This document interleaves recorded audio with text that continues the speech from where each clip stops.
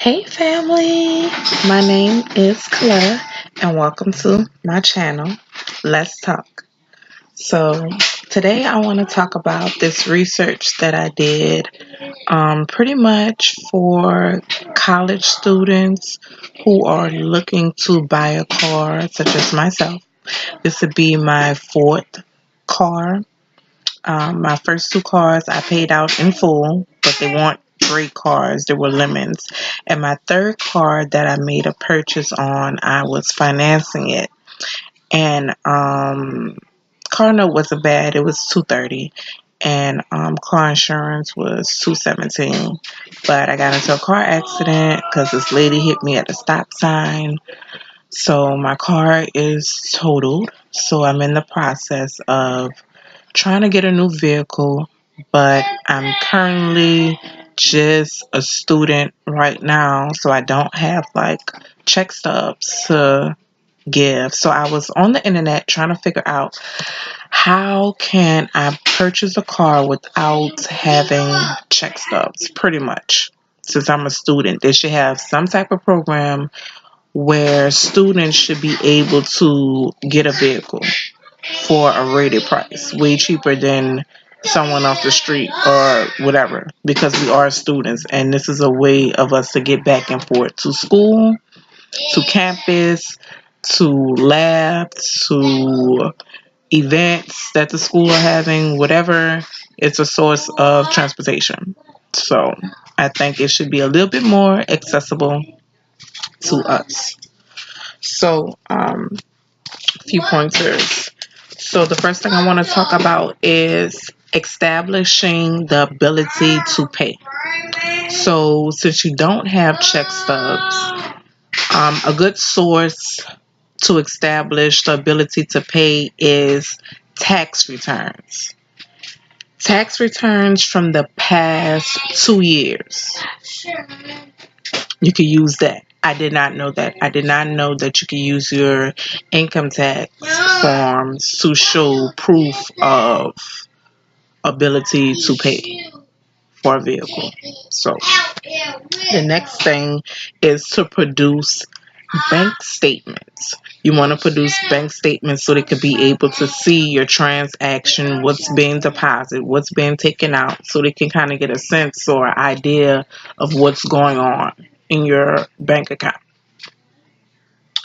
Also, if you have bank statements but cannot also provide tax returns, um, expect to pay a higher interest rate on your vehicle.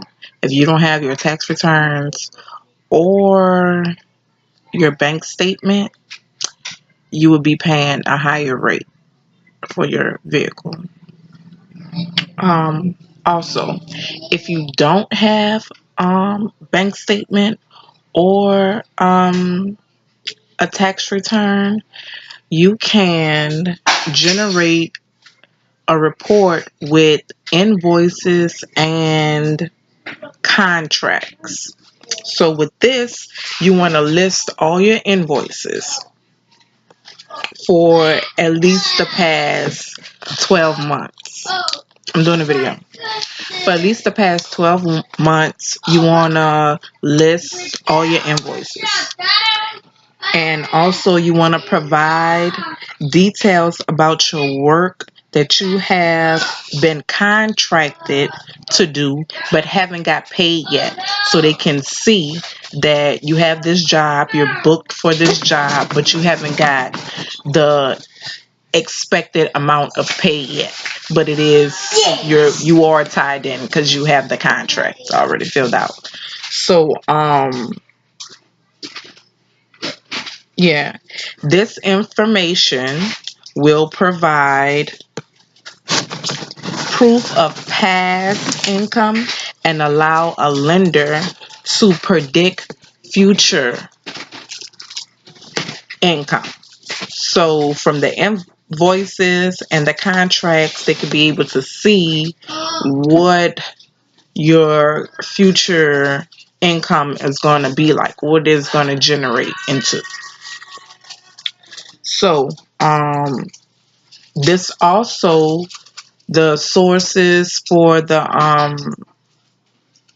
income and the invoices and the contracts.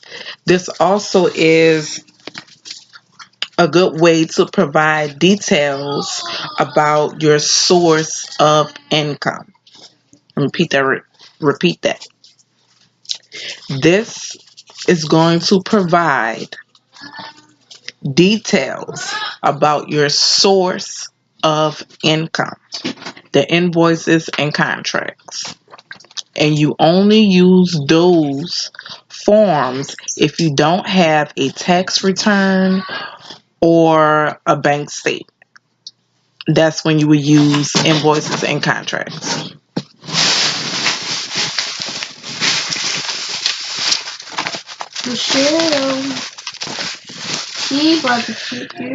You also want to provide proof of residency, whether it's a lease, utility bills, credit card statements, anything that is going to show your address, your proof of residency, that this is yours, that you're renting or that you're owning, whatever. So you definitely want to have that. Also, I was thinking about as for establishing the ability to pay, I think it'll be a great idea if you can bring like your school schedule, and also if you have any other things like Social Security or child support or any other source of income that could count toward them seeing your ability to pay for the vehicle. Also, you want to demonstrate credit worthiness. So what that means is simply putting down a down payment, and typically it's usually 10% of the car's value. I got that right.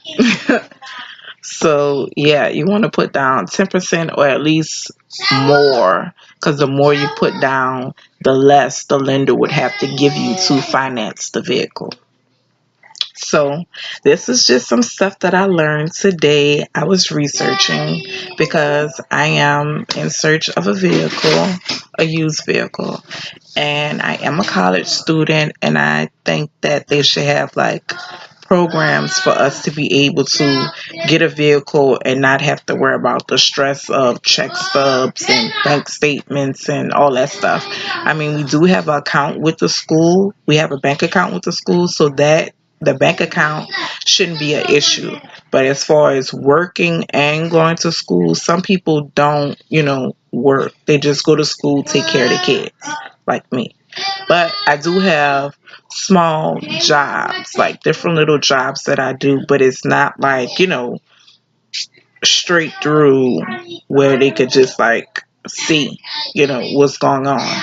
I might get paid from this one month. I might get paid 2 times from this other thing 3 months from now. It just varies. So with stuff like that, I think if you're a full-time college student, they should have enough resources for us to be able to purchase a car and not be stressed out about it, and also be able to get approved. So if you like this video, subscribe to this video. Make sure you share this video and also leave a comment, because I want to talk to my family and get to know you guys. If you have any suggestions or any comments or anything, please feel free to leave it below. Hit that notification bell for me so you can get all my updates on all my current videos. Make sure you watch my previous videos. Also follow me on Instagram, Facebook, and Twitter. And I'll see you guys next time on the next video.